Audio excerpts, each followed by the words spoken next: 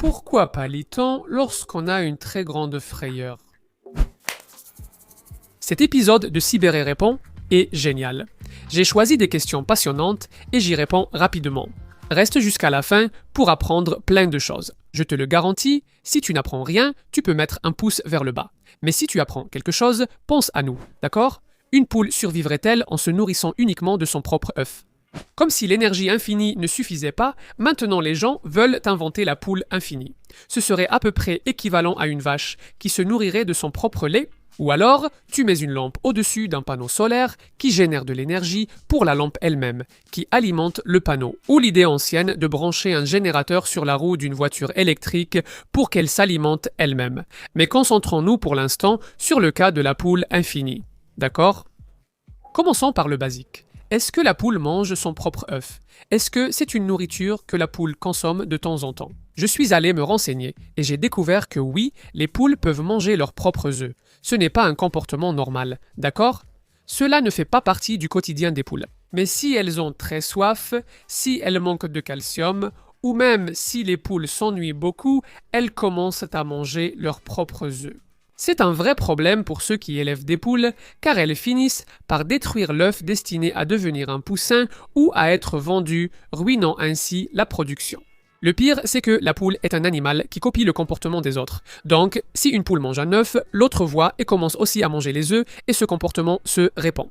En faisant des recherches, j'ai découvert qu'une des choses que les éleveurs font pour résoudre ce problème, c'est de mettre un faux œuf, un œuf en céramique ou en bois, que la poule essaie de picorer mais n'y arrive pas. Elles finissent par arrêter de manger leurs œufs, car avec le temps, elles oublient, une poule n'ayant pas un cerveau très développé. Elles cessent donc de manger leur œuf. Mais la poule infinie pourrait-elle survivre en ne mangeant que son propre œuf? Est-ce possible sur le long terme? C'est là qu'entre le problème de tous les autres exemples dont j'ai parlé. Pour que la poule fasse un œuf, elle consomme beaucoup d'énergie. Et bien sûr, beaucoup plus d'énergie que ce qu'il y a dans l'œuf lui-même. Donc, supposons, en arrondissant, qu'un œuf contient 80 calories. Prenons des chiffres bien arrondis, d'accord? Un œuf contient à peu près 80 calories. Pour faire l'œuf, la poule dépense à peu près 100 calories, sans compter ce qu'elle dépense pour vivre, à gratter partout, à fuir les prédateurs, ce qui lui fait dépenser environ 300 calories par jour. Sauf que la poule ne peut pondre qu'un œuf par jour. Donc elle a un besoin calorique de 300 calories, mais elle ne va en consommer que 80. Il faudrait plus de 4 œufs pour nourrir une poule. Donc non, une poule ne peut pas survivre avec son propre œuf. Mais ça vaudrait peut-être le coup de faire une vidéo sur les autres exemples aussi, hein? Ibéré, je voulais savoir pourquoi il y a des produits qui se terminent à 99 centimes au lieu d'un chiffre rond. Et qu'est-ce qu'on fait avec ce centime qui reste? C'est pratiquement la règle quand tu vas dans un magasin. Si un article coûte 10 réais, tu ne verras jamais le prix affiché à 10 réais. Ce sera toujours 9,99. Mais quelle est la différence? Pourquoi mettre le prix comme ça? Ce phénomène, il n'est pas seulement brésilien, d'accord? Ça arrive partout dans le monde. Il y a même un nom en anglais pour ça. C'est charm pricing, ou tarification de charme. Charme ici dans le sens de quelque chose d'attirant. Tu vois, qui agit sur toi. Appelé aussi tarification psychologique, on lit le chiffre de gauche à droite. D'abord les grandes valeurs, puis les plus petites. Donc 9,99, 9,99, tu regardes et tu vois 9,99 €. Ça donne l'impression que le produit a un prix plus proche de 9 € que de 10 €. Et ce n'est pas vrai. C'est quelque chose qui coûte pratiquement 10 €. C'est une stratégie pour nous faire croire qu'on paie moins cher. Tu vas toujours penser que tu paies 9 et pas 10, et ça marche aussi avec 5. Par exemple, un produit qui coûte 50 €, tu l'annonces à 49,95. La différence avec 50, c'est seulement 5 centimes, mais tu as l'impression de payer quelque chose de plus proche de 40. Et la deuxième question, qu'est-ce qu'on fait avec ce centime qui reste? Qu'est-ce qui lui arrive? En pratique, dans la vie réelle, il ne se passe généralement rien. Surtout si tu pèses en espèces. Le produit coûte 9,99, tu paies avec 10 €. Le magasin doit te rendre un centime, mais il n'y a plus de pièces de cette valeur, probablement ce centime. Ils te rendront 5 centimes pour éviter des soucis. Mais on n'utilise presque plus de liquide, donc le magasin facturera 9,99, ou tu achèteras plusieurs articles. Et ces centimes-là vont faire une petite différence à la fin, qui sera prélevée de façon électronique. Et, en fait, tu paies moins cher. Mais pas autant que tu le pensais. Mais il y a d'autres situations où la façon dont le prix est affiché change aussi notre perception du prix. Par exemple, quand tu fais un achat dans une autre devise, en dollars, en euros. Très souvent, tu regardes le prix et tu penses seulement à la conversion en réal. Par exemple, 1 dollar équivaut à 5 rayés. Donc si c'est 1 dollar, je paye 5 rayés. Mais ce n'est pas si simple. Il faut aussi considérer l'IOF, la taxe sur les opérations financières. Parfois, celui qui fait la conversion facture aussi des frais de service. Ce n'est pas exactement 1 pour 5. Et la façon de contourner ça, de ne pas avoir à payer ça, c'est d'ouvrir un compte global comme Revolut. Chez Revolut, l'IOF, qui est l'impôt sur les opérations financières, est à 0 et il n'y a pas non plus de spread. Autrement dit, il n'y a pas de marge sur le taux du dollar. Tout se fait via l'application. Avec eux, même avec le plan gratuit, vous pouvez déjà convertir des montants dans une autre devise sans frais. Il est possible d'avoir plus de 30 devises différentes sur le même compte. Et il fonctionne dans plus de 160 pays, y compris le Brésil. Et il y a une nouveauté, ils ont déjà lancé une carte de crédit au Brésil. Donc, même si vous n'allez pas voyager, vous pouvez gérer votre argent ici. Si vous allez ouvrir votre compte, n'oubliez pas d'utiliser le lien qui se trouve juste en dessous dans la description. D'accord ? En utilisant notre lien, vous gagnez jusqu'à 100 raies de cashback sur le crédit ou le débit pendant 30 jours, d'accord ? La couleur indigo existe, oui. Beaucoup de gens se sont plaints dans la vidéo où j'ai dit que l'indigo de l'arc-en-ciel n'existe pratiquement pas parce que personne n'appelle cette couleur indigo. Mais Ibéré, ton arc-en-ciel a 6 couleurs au lieu de 7. C'est parce qu'il manque ici la craie de couleur indigo. Mais l'indigo, soyons honnêtes, c'est une sorte de bleu. Il n'existe rien d'indigo. Il n'y a pas de craie indigo. Tu as déjà vu quelque chose d'indigo ? Ouais. Moi non plus, je n'ai jamais rien vu d'indigo. Tu n'achètes pas de voiture indigo ? Tu n'as pas un t-shirt ? Où il est écrit indigo. Tu as déjà vu au supermarché une gelée indigo ? Pourquoi j'ai un problème avec cette fameuse couleur indigo ? C'est que personne n'utilise ce nom. Cherchons ce qu'est l'indigo ici. Regarde. Ça, ce serait la couleur indigo. Est-ce que quelqu'un appelle ça indigo ? Ça, c'est bleu. Non, bleu, c'est bleu. Bleu. Pour moi, c'est bleu. Ça me paraît bleu. C'est bleu, bleu, bleu, bleu, violet. Non, c'est bleu. Allez, bleu royal. Personne n'a dit indigo. Pour tout le monde, cette couleur ici, c'est bleu. D'ailleurs, l'indigo est entré dans l'arc-en-ciel un peu comme un intrus. Celui qui a mis ça là, c'était un certain Isaac. Au début, les gens identifiaient 5 couleurs dans l'arc-en-ciel. Rouge, jaune, vert, qui ici est un peu délavé. Mais bon, bleu et violet ou pourpre. Un autre petit scientifique là, qui s'appelait Isaac Newton. C'était juste le gars qui a décrit la gravité et quelques autres choses. Il a découvert que la lumière blanche qui vient du soleil est en fait composée de plusieurs lumières de couleurs différentes. Il a donc décidé de nommer ces lumières, identiques à celles de l'arc-en-ciel. Newton était quelque peu superstitieux, et le chiffre 7 a une aura mystique, d'où de nombreux éléments liés à ce nombre. Il a trouvé plus sympa de diviser les couleurs de l'arc-en-ciel en 7, ce qui a fait apparaître 2 nouvelles couleurs. L'orange est ce qu'on appelle l'indigo, que je n'ai même pas de craie ici pour représenter, mais c'est ce bleu que tu viens de voir. En observant bien l'arc-en-ciel, on distingue de nombreuses couleurs intermédiaires. Par exemple, entre l'orange et le rouge, il y a la couleur citrouille, selon moi. Pour moi, la couleur citrouille a toujours été un orange plus rougeâtre, parce que le fruit, la citrouille elle-même, a une couleur qui est généralement plus rouge, non ? Plus rougeâtre que la couleur d'une orange. Ou alors, ici, entre le bleu et le vert, on pourrait avoir bleu piscine, bleu turquoise, quelque chose comme ça. Et ainsi de suite. En pratique, on peut diviser l'arc-en-ciel en bien plus de couleurs que 7. Donc, cette histoire qu'il existe 7 couleurs dans l'arc-en-ciel, c'est à peu près la même chose que de dire qu'il existe 7 continents. Ou, enfin, on peut diviser de plusieurs façons différentes. Et l'indigo, d'accord, c'est une couleur, mais personne n'utilise ce nom. Personne vraiment, car la question est intéressante. L'indigo existe bien dans les produits de nettoyage au supermarché. Un petit carré indigo sert à blanchir les vêtements. Les personnes âgées l'utilisaient beaucoup et on en trouve encore dans certains marchés à bas prix. La preuve que je connaissais l'existence de ce produit, c'est qu'on avait cette petite boîte, ici au Manual do Mundo, depuis plus de 10 ans.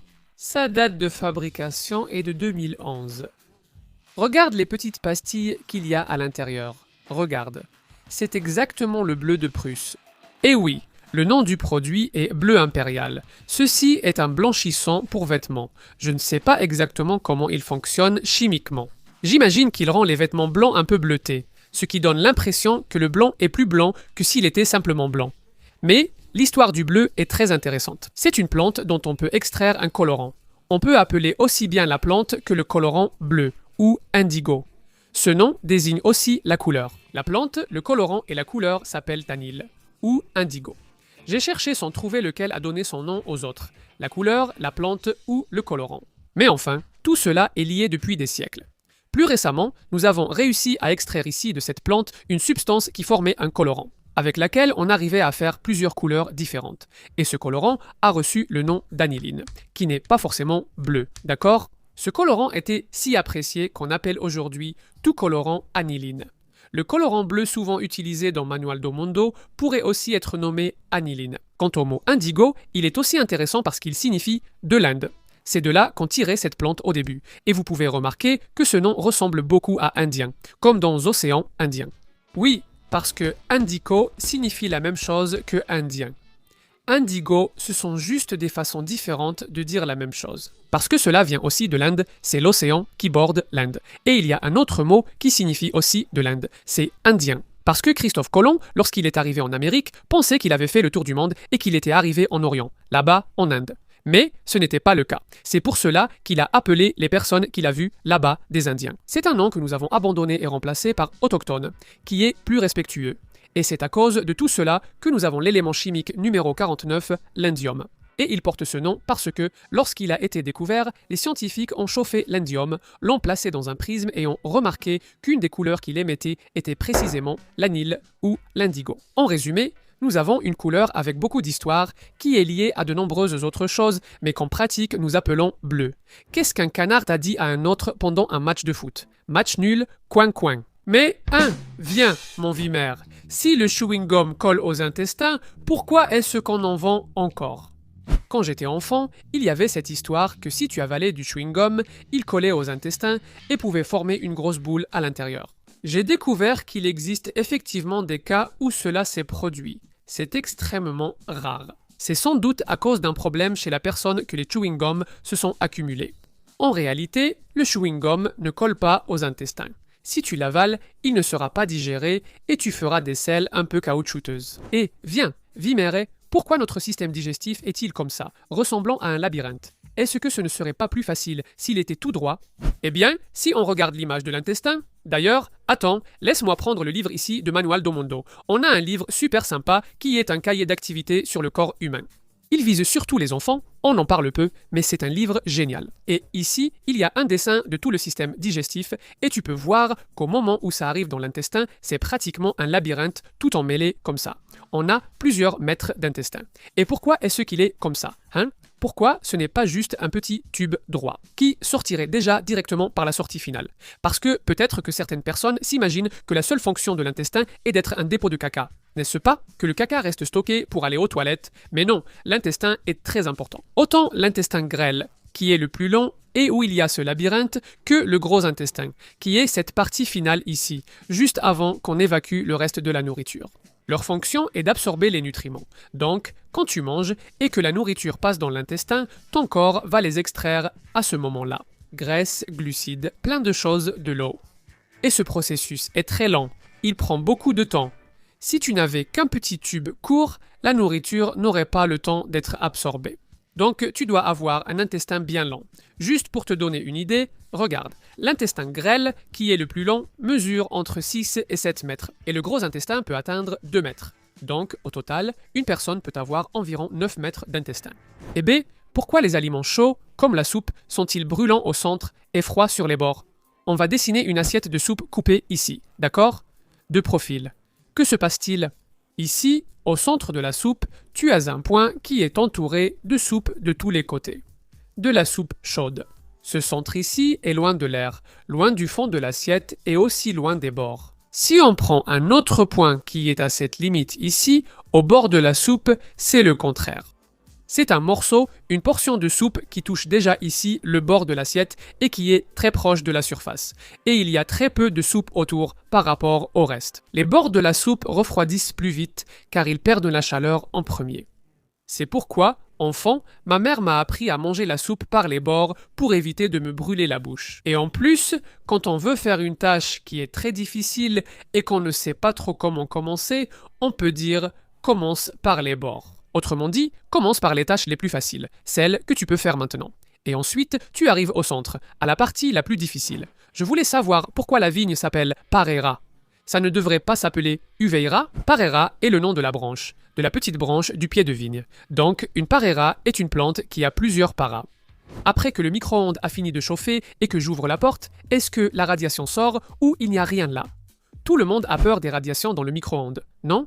Mais calme-toi. La radiation que nous avons dans le micro-ondes, ce sont des ondes électromagnétiques. Ce sont des ondes radio, très similaires à celles que nous avons dans notre téléphone portable. Notre téléphone portable communique avec l'antenne via des ondes radio.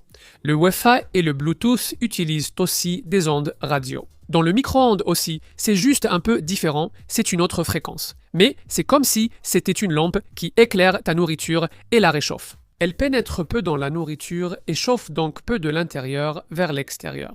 C'est très différent du rayonnement qu'on trouve dans les rayons X, dans le césium, dans l'uranium. C'est un type de rayonnement qui n'abîme pas votre ADN comme ces autres plus dangereux le font. Et plus que ça, tout comme une machine à rayons X, quand vous éteignez le micro-ondes, il n'y a plus cette lumière-là. Elle a disparu, c'est comme si vous éteigniez une lumière. Si vous entrez dans une pièce où quelqu'un a éteint la lumière, reste-t-il de la lumière dans la pièce? Non, il n'y en a pas. Donc le micro-ondes est vraiment très sûr. Si un peu de rayonnement s'échappe et vous touche, il fera la même chose qu'avec la nourriture. Il va vous réchauffer. Donc, si vous collez votre œil contre la porte du micro-ondes en essayant de regarder la nourriture à l'intérieur et qu'un peu de rayonnement s'échappe, cela peut légèrement endommager votre œil. Moi-même, je n'aime pas trop coller mon visage contre le micro-ondes, mais il est rare que cela arrive. Et même si cela arrive, ce ne sera rien de grave. Maintenant, une fois ouvert, le micro-ondes ne présente absolument aucun danger. Pourquoi tu dis après, si c'est déjà après? C'est une question à laquelle je voulais répondre depuis longtemps.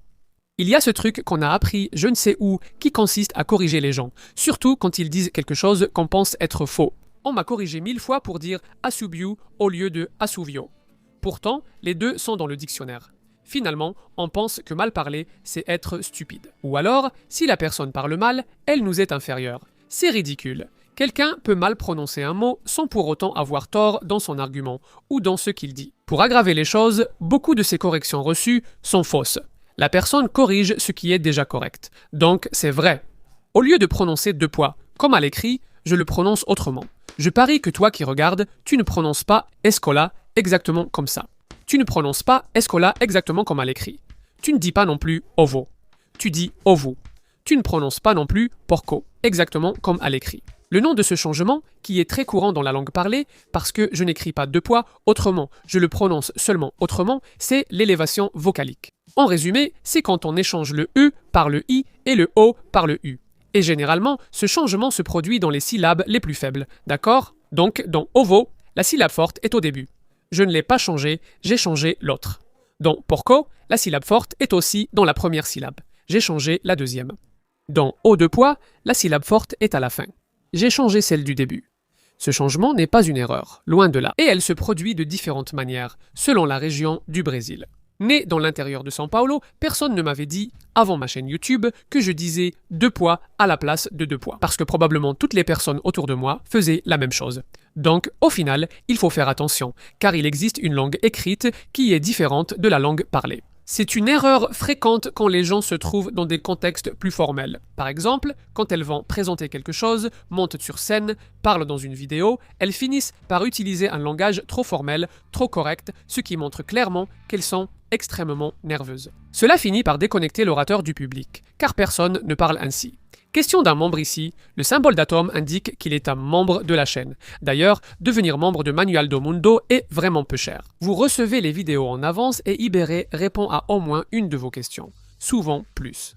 Aujourd'hui, il y a plusieurs questions de membres. Iberê, comment un bébé qui est dans le ventre de sa mère arrive-t-il à respirer dans une poche remplie de liquide? Il respire avec tout ce qu'il y a dans la poche. C'est un peu angoissant, non? Comment le bébé respire-t-il enfermé là-dedans? D'abord, voyons comment le fœtus est placé dans le ventre de la mère. Il est entouré d'une poche remplie d'un liquide qu'on appelle le liquide amniotique, donc c'est un peu comme un poisson. Là-dedans, il ne mange pas, il ne boit pas, il ne respire pas. D'accord? Tout ce dont il a besoin pour survivre vient d'un petit tuyau relié à la mère, appelé cordon ombilical. C'est d'ailleurs pour cela qu'on a un nombril, non? C'est là que le cordon ombilical était relié à nous. L'oxygène vient aussi du cordon ombilical, donc le bébé n'a pas besoin de respirer. Les poumons peuvent bouger pour s'entraîner, mais le bébé ne respire pas encore dans le ventre. Quand commencera-t-il à respirer? Dès que le bébé naît, dès qu'il sort du ventre, il est encore relié à sa mère par le cordon ombilical. Donc, on sort le bébé, il y a une connexion, je l'ai vu, parce que j'ai assisté à l'accouchement de mes 2 filles, et c'est moi qui ai coupé le cordon ombilical. On peut remarquer qu'il y a une communication, n'est-ce pas? Le sang qui circule commence à s'arrêter, puis on peut couper le cordon ombilical. Pour moi, c'était l'un des moments les plus émouvants de ma vie, de couper le cordon ombilical d'Elena et de Melissa, parce que à ce moment-là, on les sépare, n'est-ce pas? Le bébé quitte sa mère et cet être commence à exister dans le monde. Donc il y a un moment où le bébé est hors du ventre, mais il reçoit encore des nutriments et c'est là qu'il commence à respirer. Tout le mouvement de l'accouchement et tout ça stimule le bébé à commencer à respirer. Il n'aura presque pas de liquide dans les poumons, juste un tout petit peu, qu'il peut absorber ou alors il peut s'étouffer un peu au début pour commencer. Oui, c'est alors que le bébé respire, une fois sorti du ventre, les poumons fonctionnent. Ibéré, je regarde ta chaîne depuis 2018 et j'en suis très content, ça fait 8 ans déjà. Je voulais te demander si tu as un conseil pour que j'aie le courage d'aborder quelqu'un. Merci et salut à toute l'équipe de Manual do Mundo. Juan, tu veux parler à cette personne mais tu n'oses pas, n'est-ce pas? J'avais le même problème plus jeune. J'étais très timide pour engager la conversation avec quelqu'un. Pas seulement avec une fille que je voulais mieux connaître, mais aussi avec n'importe quelle autre personne avec qui je devais parler. Après, j'allais dire après, mais j'ai fini par lui parler après. Enfin bref, j'ai fini par découvrir qu'il existe une technique pour ça, et ça marche très bien. Ce que tu dois faire, c'est t'intéresser à la personne, à son histoire, à qui elle est, aux choses qu'elle aime. Et là, tu poses des questions qui ont un rapport avec ça, qui ont un rapport avec ce qu'elle aime parler. Et si elle te donne une réponse très courte, tu peux déjà réussir à prolonger la conversation. Je vais te donner un exemple. J'étais à une fête d'anniversaire. Je me suis assis par hasard à côté du père d'une amie. Je connaissais déjà son nom, mais je n'avais jamais parlé avec lui, car je ne le vois pas souvent. Et puis, il est arrivé un moment où on s'est retrouvé un peu seul à la table. Et c'est ce moment où il faut lancer la conversation. Et j'ai demandé, Monsieur Louis, dans quoi êtes-vous diplômé? Qu'est-ce que vous avez étudié? Il a dit qu'il avait fait des études d'ingénierie à la Polytechnique, ici à l'USP. J'ai dit, sérieux? Je ne m'y attendais pas. Vous avez travaillé dans ce domaine? Oui, de nombreuses années chez Engesa. Et je savais déjà qu'Engesa était une entreprise brésilienne qui fabriquait des jeeps, des blindés, faisait beaucoup de choses militaires. J'ai commencé à lui demander quelles étaient les choses qu'il faisait, ce qu'il faisait là-bas, comment c'était d'être ingénieur chez Engesa, comment était Engesa à l'époque, quels étaient les véhicules qu'il fabriquait. En conclusion, je pense qu'on a discuté pendant plus d'1 heure de tout ce qu'il avait fait. Et lors de la fête d'anniversaire suivante, 1 an plus tard, je crois qu'on a discuté pendant environ 3 heures de tout ce qu'il avait vécu en tant qu'ingénieur. Au final, aujourd'hui, nous sommes amis. Mais oui, j'ai utilisé cette technique qui est vraiment sympa de poser des questions en lien avec la vie de la personne. Et elle est très heureuse de répondre parce que tu t'intéresses à elle, n'est-ce pas? Tu t'intéresses aux histoires qu'elle veut raconter. Donc, probablement, si tu as posé cette question pour aborder une fille, engager la conversation, alors fais quelques recherches sur ce qu'elle aime, ce qu'elle fait et aborde ces sujets-là. Quand tu coupes du pain, le couteau devient-il sale? Ce sale, entre guillemets, me donne déjà une idée de ce à quoi tu penses de l'autre côté, n'est-ce pas? Je vais avouer, quand je coupe du pain, de la baguette, qui est le plus courant, que tout le monde mange au quotidien, je pense que le couteau ne se salit pas. Je regarde le couteau, il est propre, je le remets dans le bloc où on range les couteaux. Mais ne le dites pas à Marie, je pense qu'elle n'aimerait pas le savoir. Janssen demande si je ne passe pas un petit coup de torchon, quelque chose comme ça, sur le couteau Janssen. Le couteau ressort absolument propre, la baguette n'a pas de graisse, c'est un pain qui contient de l'eau, de la farine de blé et du sel. Donc au moment où tu coupes, s'il y a une miette, tu fais comme ça et voilà, le couteau est à nouveau propre. Le torchon, tu vas salir le torchon? Enfin, salir. Pour la croûte, secoue légèrement le couteau et donne un petit coup, mais ne souffle jamais dessus pour éviter d'y mettre des bactéries ou de la salive. Mais si tu secoues un peu le couteau, ça enlève déjà la croûte. Et moi, je coupe aussi d'une façon à ce que la croûte ne colle pas trop, parce que je frotte un peu le couteau sur le pain lui-même. Ça nettoie déjà un peu. Et Ibéré, pourquoi les ballons de basket et de football américains ont-ils des toutes petites bosses? C'est vrai, si on regarde de près le ballon de basket, il a une petite texture faite de plein de petites bosses. Et je vais vous avouer quelque chose. En faisant des recherches pour cette vidéo, j'ai découvert que les ballons de basket professionnels, ceux qui sont utilisés dans les gymnases fermés, et tout ça, sont en cuir. Et je n'en avais aucune idée. Parce que tous les ballons de basket que j'ai vus dans ma vie sont comme celui-ci. Ce sont des ballons en caoutchouc, assez simples, comme ça. Je pense n'avoir jamais vu de ballon de basket en cuir. Les petites bosses servent à améliorer la prise et éviter que le ballon ne glisse. Parce qu'au basket, tu vas devoir tenir le ballon comme ça plusieurs fois, tu vois? Tu ne peux pas le laisser glisser. C'est différent du ballon de football que tu frappes avec le pied. Tu ne tiens jamais le ballon pendant le match, sauf lors d'une remise en touche, mais ce n'est pas aussi crucial qu'au basket. Cette texture que le ballon a, elle a aussi un effet aérodynamique. Ça fait que le mouvement du ballon, ses effets, soient plus prévisibles. Ceux qui sont plus âgés vont se souvenir du fameux ballon Jabulani de la Coupe du Monde 2010. Il avait des effets vraiment bizarres. Les gardiens avaient du mal à l'attraper. Les joueurs tiraient sans être sûrs d'atteindre la cible. Pour éviter cela avec le ballon, on va utiliser ce nouveau microscope que j'ai reçu. Ce microscope est sensationnel. Regardez ça. Allez, tu n'avais jamais vu d'aussi près les bosses du ballon de basket. Ça mérite un like sur la vidéo, non? En plus, ce ballon est vraiment sale.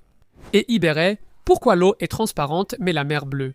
On dit que c'est parce qu'elle reflète le ciel. Donc, quand il fait gris, la mer serait grise, non? Eh bien non, ce n'est pas la raison.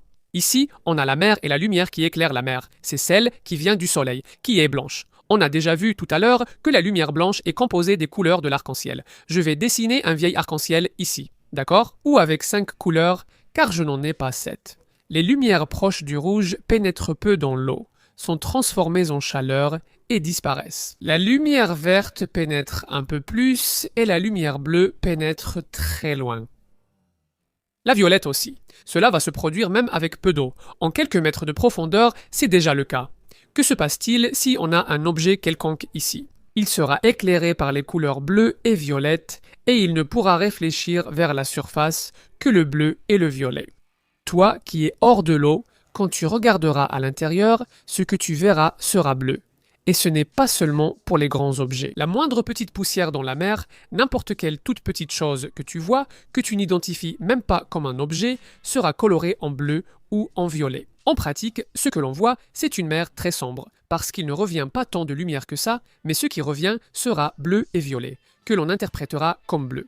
Mais Iberé, tu as complètement tort, parce qu'il existe une mer verte. Je suis allé faire un tour en yacht à Angra dos Reis ce week-end, et l'eau était verte.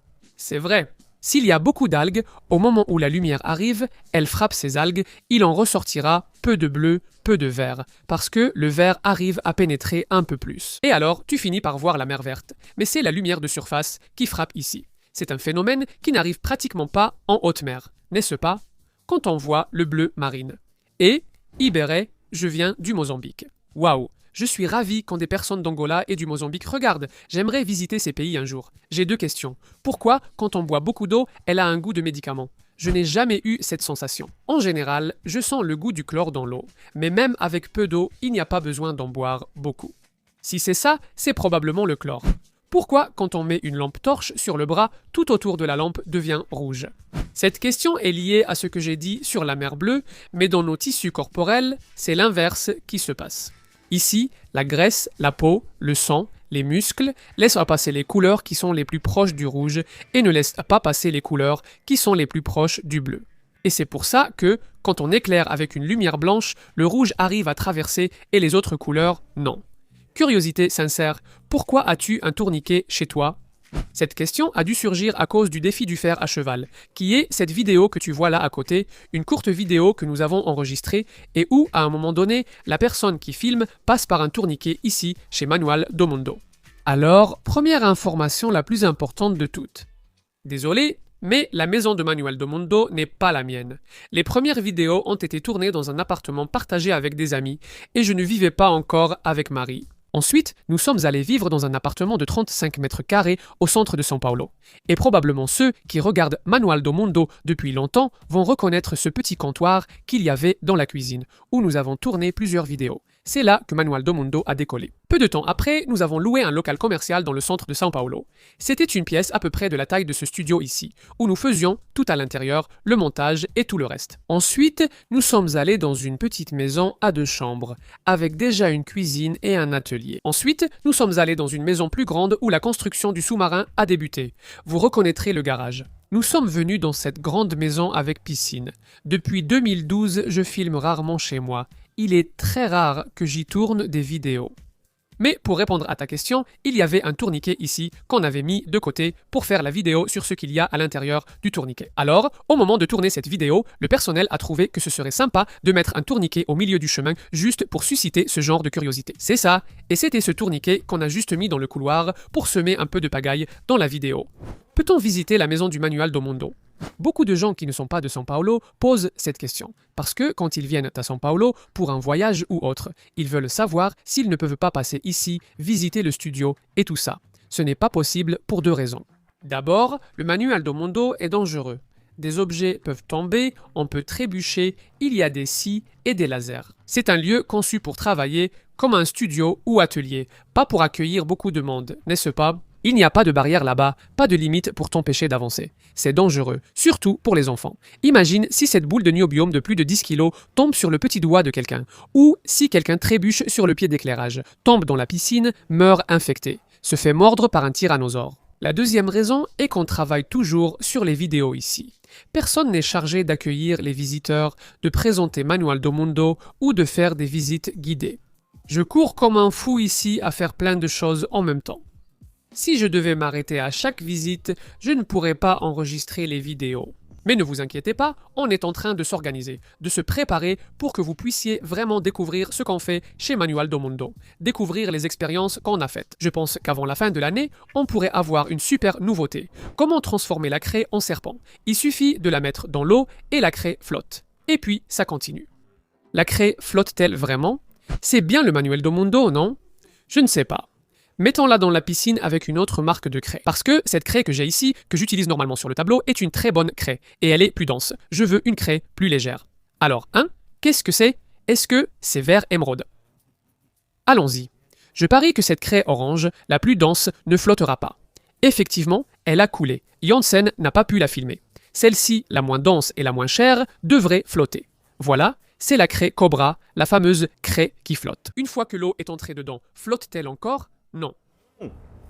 Afundou. Il a coulé. La craie Cobra n'existe pas. Est-il possible de voir la Terre tourner si on la regarde depuis une autre planète? Écoute, si tu étais là-bas sur Mars et que tu regardais la planète Terre avec un télescope, tu pourrais effectivement la voir tourner. Mais ce n'est pas quelque chose pour lequel tu aurais beaucoup de patience. Parce que notre planète met 24 heures pour faire un tour complet. D'ailleurs, c'est comme ça qu'on a défini notre journée. La journée dure 24 heures, elle a cette durée, parce que c'est exactement le temps que la Terre met pour tourner complètement sur elle-même. Donc, en pratique, tu resterais là à regarder la Terre tourner, et pour la voir faire un tour complet, ça prendrait une journée. Quel livre du Manuel du Monde recommandes-tu pour quelqu'un qui commence le collège? Il y a déjà celui de sciences et celui de mathématiques. Mon professeur m'a même félicité à ce sujet. Salutations de Mar. Par coïncidence, j'ai les grands livres derrière moi. Et Janssen sera fâché car je démonte le décor qu'il vient de créer. Mais ce n'est pas grave. Je prends des choses qui ne font pas partie du décor et je les remets ici. Allons-y, le collège à partir de la 6e année. Les 3 livres que je recommande le plus, que je pense être les bases pour commencer le collège. Le grand livre des sciences. Ce livre, c'est pratiquement toute la science du collège, d'accord? Tout est ici, ça ne va pas plus loin. Ensuite, il y aura le grand livre de mathématiques et celui d'histoire. Le contenu commence déjà à entrer dans le lycée. D'accord? Mais tu peux commencer par le collège. Ces 3 livres sont la base. Ici, c'est pour toi qui es de la 6e à la 3e. Ensuite, on aura le grand livre de biologie et le grand livre de chimie. Ils servent aussi pour le collège. Une partie de leur contenu se trouve ici dans le grand livre de sciences. Mais seulement une petite partie, d'accord? C'est le début des livres. Après, tu auras déjà du contenu plus avancé qui relève déjà du lycée. Donc, ces 3 livres ici couvrent déjà pas mal de notions du lycée vers la fin. Il y a même des choses qui sont enseignées à l'université et pas au lycée.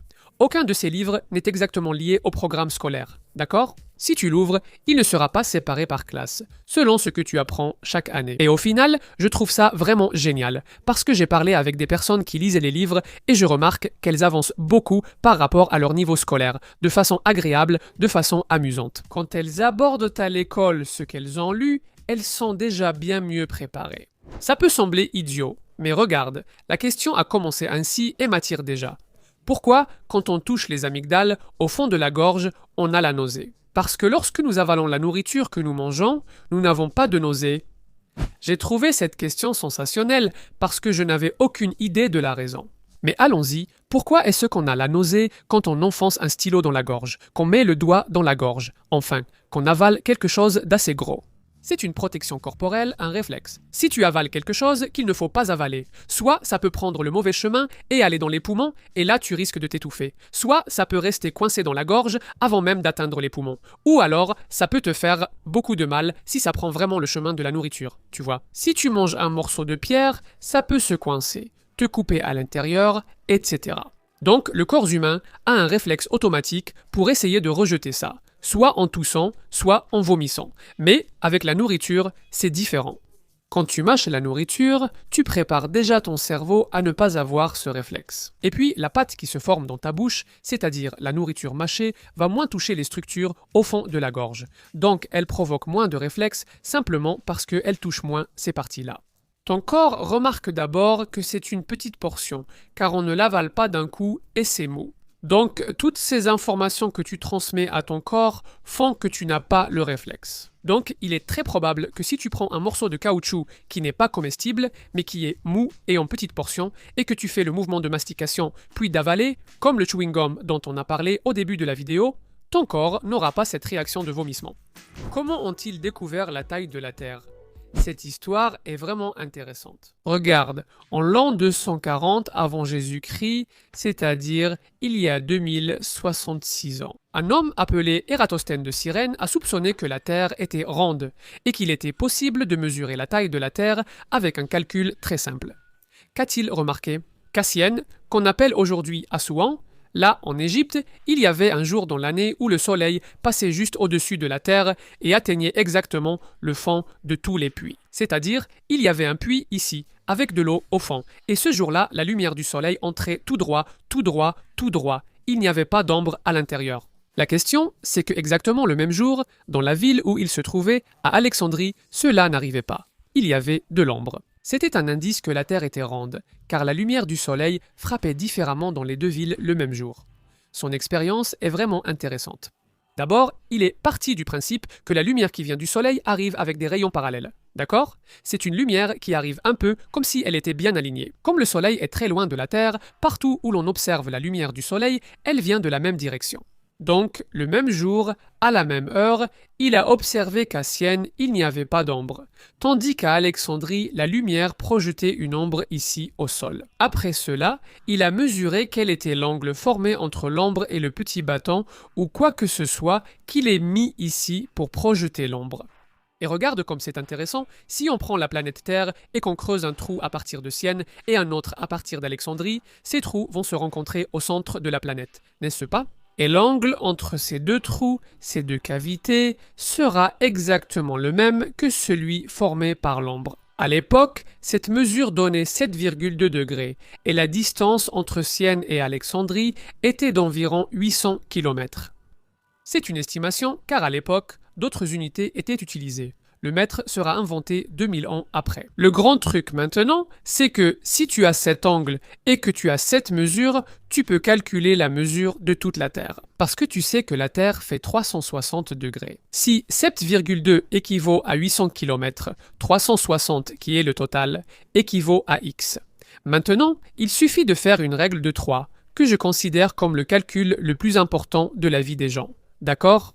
Tu vas apprendre ça à peu près en classe de 5e. Apprends bien, parce que si tu ne sais pas faire la règle de 3, tu ne sauras pas calculer les pourcentages, tu ne sauras pas calculer le prix des choses, tu ne pourras même pas calculer combien de kilomètres une voiture parcourt avec 1 litre. Si tu as déjà passé la 5e et que tu ne te souviens plus de la règle de 3, on a une très bonne vidéo où on t'apprend à la faire correctement. D'accord ? Si tu fais ce calcul, tu vas arriver à un nombre qui est de 40 000 km. Ce n'était pas exactement le chiffre d'Ératosthène, son chiffre à lui était de 39 750 parce que les unités de mesure étaient différentes. Tu sais combien la Terre mesure réellement? Maintenant qu'on a des satellites et des instruments précis, c'est 40 075 sur la ligne de l'équateur. Autrement dit, avec un bâton et une feuille de papier, on arrive à calculer avec beaucoup de précision la taille de la planète Terre. C'est une question de mathématiques de base. Je veux toujours faire une vidéo où on réalise cette expérience dans plusieurs endroits du monde en même temps, pour refaire cette mesure et pour que tout le monde connaisse cette histoire. Quand on dit que la Terre n'est pas ronde, enfin, pas moi, j'ai toujours dit qu'elle est sphérique. Quand certaines personnes disent que la Terre n'est pas sphérique, elles rejettent plus de 2000 ans d'histoire. On va encore refaire cette vidéo. Et Ibéré, c'est quoi ces petits sachets avec des billes qu'on trouve dans certains produits? Dans le filament de l'imprimante 3D, il y a aussi ce sachet avec des billes. Où est-il? Là, regarde. Ça sert à enlever l'humidité, d'accord? C'est un produit qui absorbe l'humidité de l'air. Dans le cas du plastique, pour l'impression 3D, il doit être bien sec. Parce que s'il y a un peu d'eau, au moment où il chauffe dans la buse de l'imprimante, cette eau s'évapore. Tu vois? Et elle se dilate beaucoup. Elle commence à former des petites bulles dans l'impression 3D. Le nom du sachet est gel de silice et il est justement fait de silice, qui est la même molécule que le sable. C'est du silicium avec de l'oxygène. C'est du dioxyde de silicium. Dans le gel de silice, elle est conçue pour former de minuscules rainures invisibles qui attirent l'eau. C'est comme un sable qui attire l'eau. Donc, elle n'est pas dangereuse. Il ne faut pas la mettre dans la bouche, mais si cela arrivait, il ne se passerait rien. Sauf si c'est de celle qui change de couleur. Là, elle peut contenir du cobalt et devenir toxique. Est-ce qu'on peut voir ça au microscope? Regardons les petites billes. Si je regardais ça ici, je dirais que ce sont vraiment des petites billes faites de sable. Ce n'est pas fait pour absorber beaucoup d'eau comme ça. C'est l'eau qui est dans l'air. Mais allons mettre quelques gouttes d'eau ici pour voir ce qui se passe. Ha ha ha, waouh, ça a complètement gonflé. Tu avais déjà vu ça? Je pensais que ça méritait un like. Non, pas vraiment. Comment perçoit-on autant de goûts variés? On connaît déjà le sucré, salé, acide, etc. Mais comment faisons-nous pour goûter autant de choses différentes, et même sans voir, réussir à distinguer chacune? Je vais appeler goût ce que notre langue ressent, d'accord? Et là, il n'y en a que 5. Sucré, salé, acide, amer et umami. Mais ce n'est pas tout ce qu'on ressent quand on mange quelque chose. La saveur dans son ensemble, elle est composée de plusieurs autres choses. Et il y a le sucré, le salé, l'amer, qui viennent du goût de ce que l'on ressent sur la langue. D'ailleurs, quand on est enrhumé, le nez est bouché. Ou même, si tu mets une pince à linge sur le nez et que tu goûtes quelque chose, tu n'arrives plus à distinguer la saveur des aliments. Et quand je dis qu'on ressent par le nez, par l'odeur, ce n'est pas exactement l'odeur qu'on sent au moment où on met le visage au-dessus de l'assiette. C'est l'odeur qui vient de l'intérieur de la gorge. Au moment où tu mâches, tu avales, ton nez arrive à percevoir un peu de cette odeur à l'intérieur même de ta tête. Et ça finit par compléter un peu la saveur. Mais ce n'est pas que ça non plus. Il y a un peu de toucher. La texture de l'aliment, la vue joue aussi un rôle. Quand tu regardes un aliment et qu'il est moche ou beau, qu'il est rouge plus terne, rouge plus vif. Et il y a même le son. Il y a eu une vidéo une fois où on a montré que quand tu manges des chips, par exemple ces chips de pommes de terre, ça fait une grande différence d'entendre ce craquement, de sentir aussi le craquement dans la bouche. En additionnant tout cela, on obtient des milliards de combinaisons, d'où une expérience unique à chaque dégustation. Question d'Arthur ici. Il y a environ 3 ans, mon oncle a dit « L'eau douce, à force de frapper la pierre dure, finit par la percer. » Et depuis, une question me trotte dans la tête. Combien de temps cela prendrait-il pour fendre complètement la pierre en deux? Après tout, combien de temps faut-il pour que l'eau douce parvienne à percer la pierre dure? Avant toute chose, que signifie l'eau douce, à force de frapper la pierre dure, finit par la percer? Si une personne est très persévérante et veut vraiment quelque chose, elle y arrivera. Que ce soit parce qu'elle lassera l'autre ou parce qu'elle se prépare à de grands défis qu'elle relèvera un jour. Mais en physique, en géologie, il est vrai que l'eau douce finit par user la pierre dure. Un bel exemple au Brésil est la Chapada dos Veadeiros. On y voit des roches sculptées par l'eau, c'est magnifique. Combien de temps cela prend-il? Cela dépend de nombreux facteurs. Si la pierre est d'un type très dur ou plus tendre, si l'eau frappe avec beaucoup de force, ou si c'est une eau qui coule lentement. Nous avons de nombreuses données sur le Grand Canyon, situé aux États-Unis, le plus grand canyon du monde. Là-bas, l'eau s'écoule lentement, et tous les 100 ans, elle range 3 cm de roche. Cela veut dire que pour former un canyon de 300 mètres de profondeur là-bas, il faudrait 1 million d'années. Le point le plus profond du Grand Canyon fait 2 km, ce qui représenterait environ 6 millions d'années. C'est beaucoup pour une personne, mais pour la planète Terre, pour la formation des montagnes, des rivières, etc., ce n'est pratiquement rien. Ibéré, la question peut sembler bête, mais les étoiles seraient d'autres galaxies. Mais comme elles sont très loin, elles paraissent minuscules. Peut-on savoir qu'une étoile est une étoile? Parce que si on regarde avec un télescope puissant, on arrive à voir la forme sphérique. On arrive à voir quelque chose qui ressemble à ce qu'on voit du Soleil lui-même. Il ne fait aucun doute que c'est un corps céleste sphérique, n'est-ce pas? Ce n'est pas autre chose. Mais il y a des choses qu'on regarde à l'œil nu et qui donnent l'impression d'être une étoile. Mais quand on regarde avec le télescope, on se rend compte que non, que parfois c'est un amas d'étoiles, c'est une petite constellation, n'est-ce pas? Tu vois plusieurs petites étoiles dans la même direction, mais elles ne sont pas forcément ensemble. L'une peut être très loin derrière l'autre, donnant l'impression d'une seule étoile. Regarde, il y a un amas appelé la boîte à bijoux que j'ai vu avec le télescope du Manual do Mundo. Il s'appelle ainsi car les étoiles ont des couleurs variées. C'est joli, mais de loin, cela paraît une seule chose. Andromède, qui est une galaxie voisine, si on regarde, ça ne ressemble pas vraiment à une étoile, ça ressemble à une petite tache, quelque chose de plus flou, mais on ne peut pas identifier que c'est une galaxie à l'œil nu. Ta question est pertinente, mais avec un télescope, on distingue clairement une étoile d'une galaxie. Pourquoi avons-nous des cheveux? Dire qu'on en a, c'est déjà un peu fort, parce que dernièrement, ça m'a un peu manqué. Tu vois, mais c'est encore là. 3 fonctions de base, en plus de l'esthétique, d'accord? D'abord, protéger de la lumière du soleil pour ne pas brûler ton cuir chevelu et ne pas trop chauffer ta tête. Deuxièmement, c'est une protection thermique contre la chaleur et le froid en même temps. Parce que quand il fait très froid, nos cheveux aident à réchauffer la tête. Quand il fait très chaud, tu transpires par la tête et les cheveux facilitent l'évaporation de la sueur, rafraîchissant ton crâne. Et la troisième protection est mécanique. C'est comme un casque que nous avons et qui protège l'un des organes les plus sensibles du corps humain, le cerveau. C'est comme un coussin sur la tête pour éviter les blessures. Salut Iberé, je suis Miguel de Recife et j'ai une question. Vous faites ça pour que je réponde non. Mais allons-y.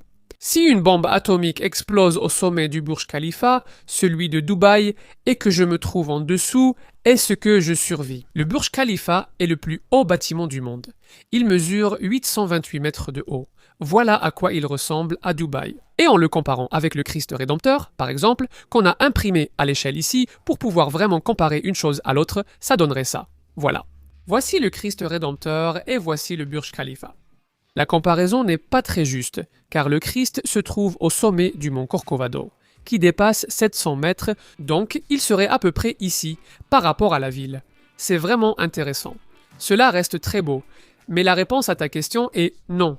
Tu ne survivrais pas, parce que les bombes atomiques, quand elles sont lancées, ou quand elles ont été lancées, en fait, à Hiroshima et Nagasaki, qui sont les deux seuls endroits où des attaques ont réellement été menées avec des bombes atomiques, elles ont explosé dans les airs exprès à une altitude d'environ 600 mètres comme ceci, afin d'atteindre la plus grande zone possible. Si elles explosaient au sol, une grande partie de leur force irait vers le ciel et la terre. Mais en réalité, elles devaient frapper ce qui était sur les côtés. Donc, quand on la fait exploser en hauteur, c'est comme si on dispersait toute l'action de la bombe sur une zone beaucoup plus grande. Et là, il n'y a pas de montagne. Rien pour arrêter l'explosion. Sauf si vous avez plusieurs sous-sols, vous seriez alors dans l'un des endroits les plus dangereux à ce moment-là. Pourquoi l'eau du humidificateur sort-elle sous forme de vapeur alors qu'elle est froide? Je vais révéler 2 vérités maintenant. Premièrement, ce qui sort du humidificateur n'est pas de la vapeur d'eau. Ce sont des micro-gouttelettes. L'humidificateur a une pièce à l'intérieur qui vibre et qui sépare les gouttes d'eau. L'eau commence à vibrer follement et les petites gouttes se séparent de plus en plus. Ensuite, il souffle ça et l'eau va dans l'environnement. Et la deuxième chose, c'est qu'on ne voit pratiquement pas la vapeur d'eau. Elle est complètement transparente. Tu peux même voir la vapeur parce qu'elle est un peu plus chaude, donc elle trouble un peu ce que tu vois. Ça déforme un peu les choses, comme quand tu regardes l'asphalte chaud. Tu sais, quand tu regardes l'asphalte chaud et que les choses deviennent un peu floues, un peu gélatineuses. La vapeur a cet effet, mais elle n'est pas blanche. Quand tu vois un nuage ou du blanc qui sort de la bouilloire, les deux sont de l'eau liquide. Ce sont aussi des micro-gouttelettes. Dans le nuage, ça peut même être de la glace. Si tu pensais que l'humidificateur produisait de la vapeur, c'est en réalité de l'eau liquide. Mais oui, on arrive à la question qui a donné naissance à cette vidéo. Pourquoi devient-on blanc, pâle au moment où on a peur? Ce qui se passe, c'est que quand tu as peur, ton corps se prépare à se battre ou à fuir.